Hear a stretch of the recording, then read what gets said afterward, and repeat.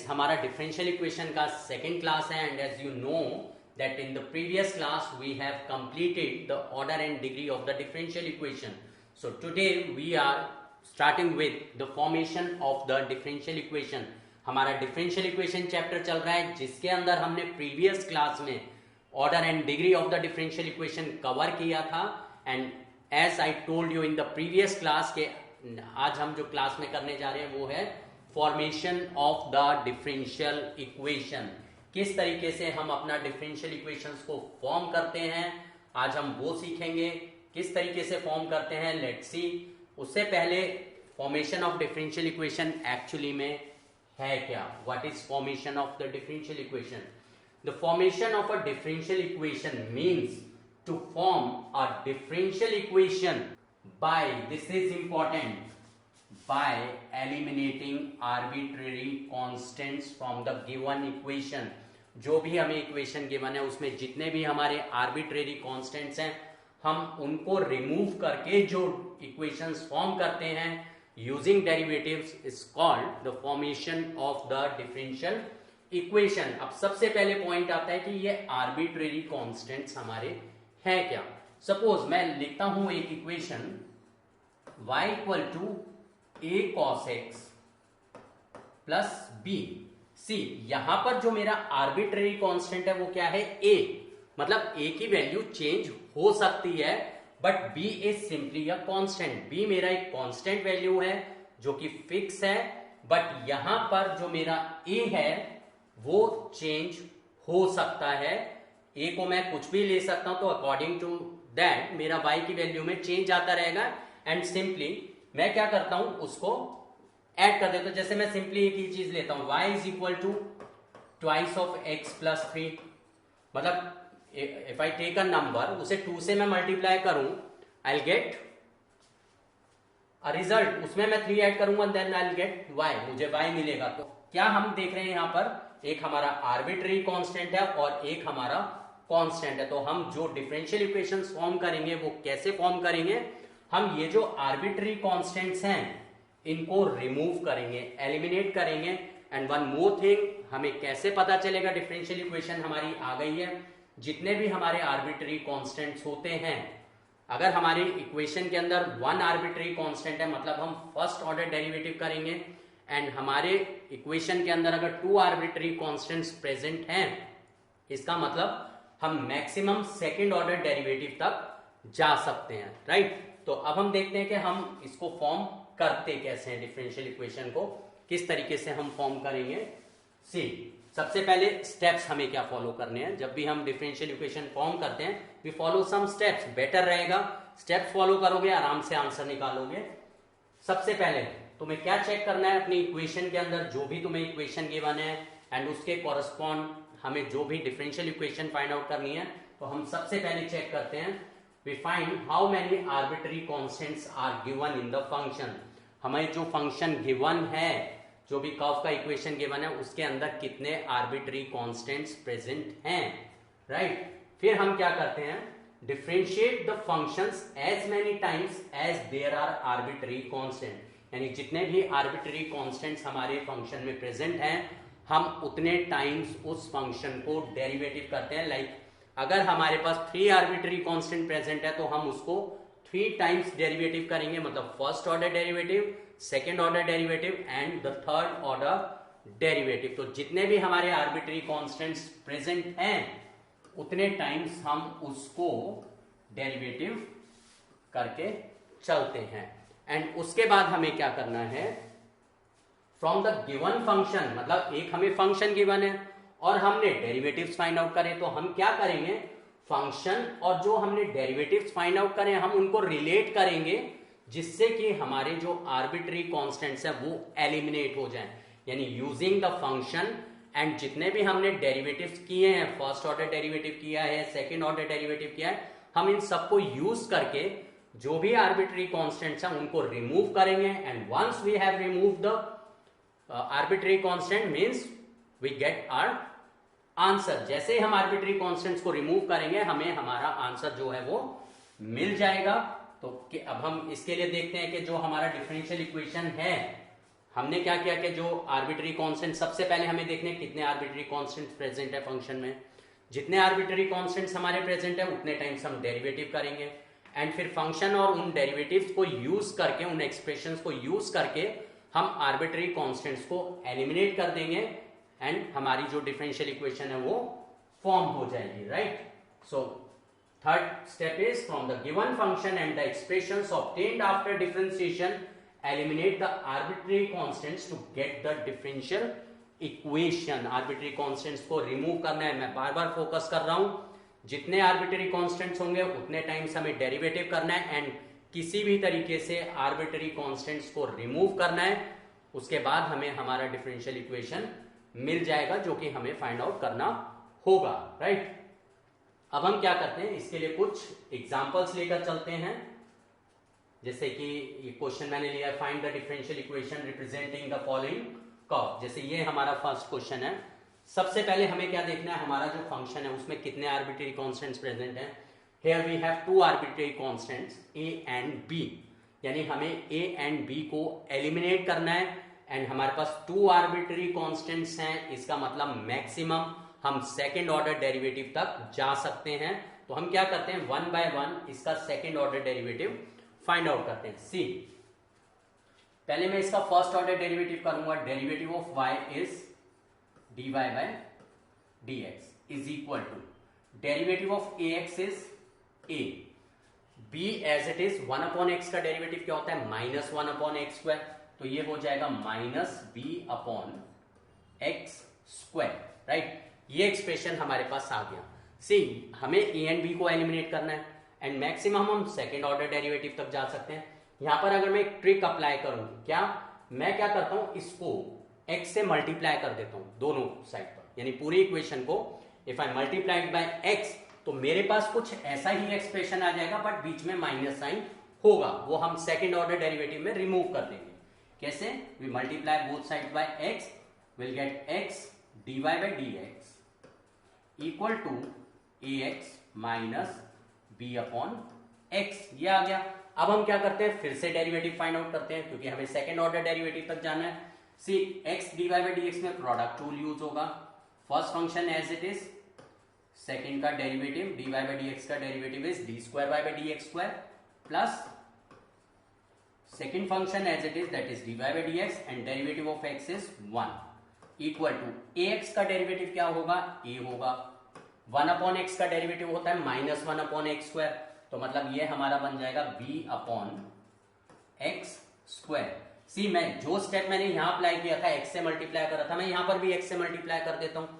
अगर मैं यहां पर x से मल्टीप्लाई करूंगा पूरी इक्वेशन को, I get x square d square y by d x square plus x d y by d x equals to a x plus b upon x. हमें क्या करना है, इसको यूज करना है, एंड इसको भी हम यूज कर सकते हैं, एंड इसको हमें यूज करना है, और हमें ए एंड बी को एलिमिनेट करना है। हम यहां पर डायरेक्टली देख रहे हैं, a x plus b upon x को हम सिंपली क्या लिख सकते हैं, y लिख सकते हैं। मतलब ये जो पार्ट है this is equal to y, मैं इसको y लिख देता हूं, तो x square d square y by d x square plus x d y by d x equal to y को यहां पर शिफ्ट कर देते हैं, x square d square y by d x square plus x d y by d x minus y equals to 0। A and b arbitrary constants हमारे eliminate हो गए, means this is our required differential equation. तो इस तरीके से हम differential equations find out करते हैं, फॉर्म करते हैं। नेक्स्ट एग्जांपल हम लेकर चलते हैं। नेक्स्ट जो हमारा एग्जांपल है वो क्या है, क्वेश्चन नंबर 2। वही हमें डिफरेंशियल इक्वेशन फाइंड आउट करना है। यहां पर हमें ए एंड बी को एलिमिनेट करना है। एनसीईआरटी का क्वेश्चन है। डेरिवेटिव करते हैं। सबसे पहले हम फर्स्ट ऑर्डर डेरिवेटिव करें इसको। सी, एक्स वाई का डेरिवेटिव क्या होगा, first function as it is derivative of y is dy by dx, और we simply write y1 means dy by dx, मतलब मैं dy by dx को सिंपली y1 भी लिखकर चल सकता हूं, और I can write it like y dash, ये मैंने डिफरेंशिएशन में भी बताया था कि y1 जो है वो dy बाई dx को ही रिप्रेजेंट करता है एंड y2 जो है वो सेकंड ऑर्डर डेरिवेटिव को रिप्रेजेंट करता है। ऐसे अगर हम लेकर चलेंगे तो थोड़ा सा लिखना हमें कम पड़ेगा। अब हम ए ई एक्स को डेरिवेटिव करेंगे, a as it is e x का derivative e x plus b as it is e minus x का derivative e minus x into -1 because minus x का डेरिवेटिव -1 आएगा एंड एक्स स्क्वायर का derivative is 2x। तो ये हमारा बन गया x y1 is equal to y1 is for dy by dx a e x minus b E minus x plus 2x। अब हम क्या करते हैं, इसको सेकेंड ऑर्डर डेरिवेटिव कर देते हैं। सी एक्स वाई वन में सेकेंड ऑर्डर डेरिवेटिव लगाएंगे, मतलब प्रोडक्ट रूल लगेगा एक्स वाई वन में।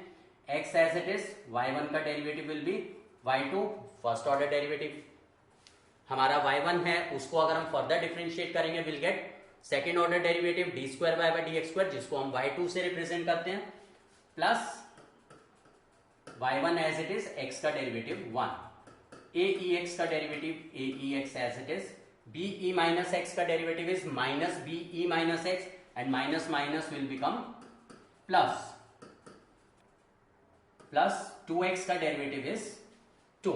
सी हमने सेकेंड ऑर्डर डेरिवेटिव कर लिया, थर्ड ऑर्डर डेरिवेटिव तो हम कर नहीं सकते बिकॉज 2 आर्बिट्ररी कॉन्स्टेंट्स हैं। अब हम यहां पर देख रहे हैं कि a e x plus b E minus x की जो वैल्यू है वो हम यहां से जो हमें फंक्शन गिवन है वहां से प्लेस कर सकते हैं। क्या वैल्यू हम प्लेस कर सकते हैं, a e x plus b E minus x को हम x y minus x square लिख सकते हैं। तो हम क्या करते हैं, यहां पर इसकी value x y minus x square place कर देते हैं। तो ये हमारा हो गया x y two plus y one equals to, इसका वैल्यू क्या आ रहा है यहां से, x y minus x square and plus 2 as it is. क्या करते हैं, यहां पर हम शिफ्ट कर देते हैं। See x y two is what, d square y by d x square plus y one is d y by d x minus x y plus x square minus 2 equal to 0। This is our required differential equation, जिसके अंदर हमने function में से a and b को eliminate किया और easily अपना differential equation find out कर लिया। नेक्स्ट अब हम देखते हैं क्वेश्चन 3 जो है हमारा, y equal to e x into whole a cos x plus b sin x। यहां पर हमारे आर्बिट्ररी कॉन्स्टेंट्स कितने, 2 हैं। a and b are arbitrary constant जिनको हमें रिमूव करना है। तो हम कैसे, पहले फर्स्ट ऑर्डर डेरिवेटिव करते हैं। y1 का डेरिवेटिव इज, सॉरी y का डेरिवेटिव इज y1। सी इन दोनों में प्रोडक्ट रूल लगेगा।